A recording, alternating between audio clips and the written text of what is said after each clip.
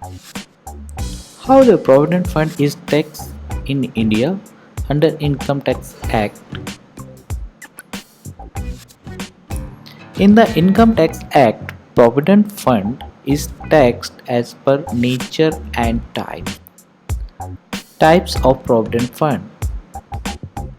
Basically, there are four kinds of Provident Fund in Income Tax Act: Recognized Provident Fund, Statutory Provident Fund, Unrecognized Provident Fund, and Public Provident Fund. Recognized Provident Fund, which is recognized by Commissioner of Income Tax for the purpose of income tax. It is governed by Part A of Schedule 4 to the Income Tax Act. For example, Employees Provident Fund and Miscellaneous Provisions Act 1952. This is suited for non-government employees, that means for private sector. Statutory Provident Fund. The Statutory Provident Fund governed by Provident Fund Act 1925. It applies to government employees, railways, semi-government employees, semi-government institutions, local bodies, universities and all recognized education institutions. Public Provident Fund. It is operated under Public Provident Fund Act 1968. It is open for every individual, suitable for self-employed and salary employees. It can be opened in banks and post offices. Deduction under Section 80C can be taken for the contribution. Now we will discuss about taxability.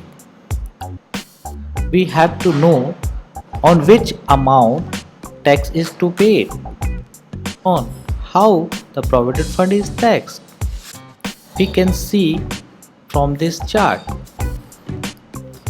For the recognized Provident Fund and for the employer contribution component, the exempt amount is 12%. That means up to 12% employer contribution is exempt and above the 12% is taxable. Employee contribution, you will get deduction under Section 80C, and the interest credited thereon shall be exempt up to 9.5% and rest will be taxable. For unrecognized Provident Fund, employer contribution not taxable yearly, employee contribution is not eligible for deduction under Section 80C, interest credited thereon is also not taxable yearly. Statutory Provident Fund, employer contribution is fully exempt, employee contribution will get exemption under Section 80C and interest credited thereon will be fully exempt. Now we will see taxability of the accumulated amount received at the end of retirement, etc. In case of Statutory Provident Fund, accumulated amount received shall be exempt under Section 10(11).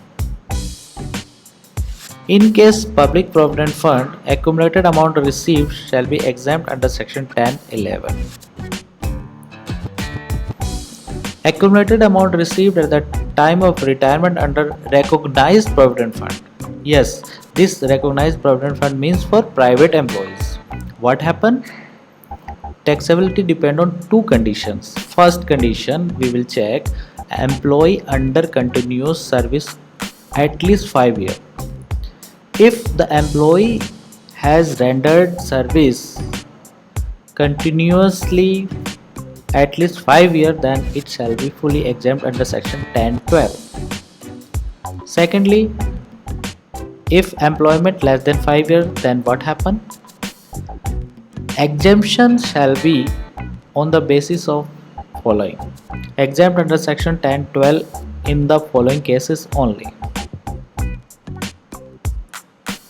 Services terminated due to ill health or discontinuation of employer's business or any other beyond the control of employees, or entire balance transferred to new recognized provident fund with new employer, or entire balance transferred to NPS account under section 80 CCD. Taxability of unrecognized provident fund.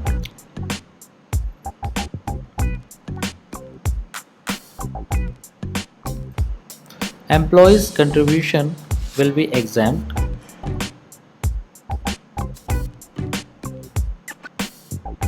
Interest on employees' contribution will be taxable in other sources. That means if you are receiving any interest on employees' contribution, that shall be taxed under other sources of Income Tax Act.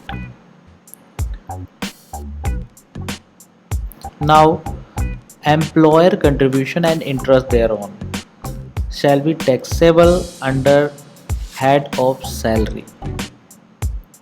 So these are the taxability criteria of Provident Fund under Income Tax Act 1961. I hope you have learned regarding the taxability of Provident Fund. Thank you for watching. Have a nice day.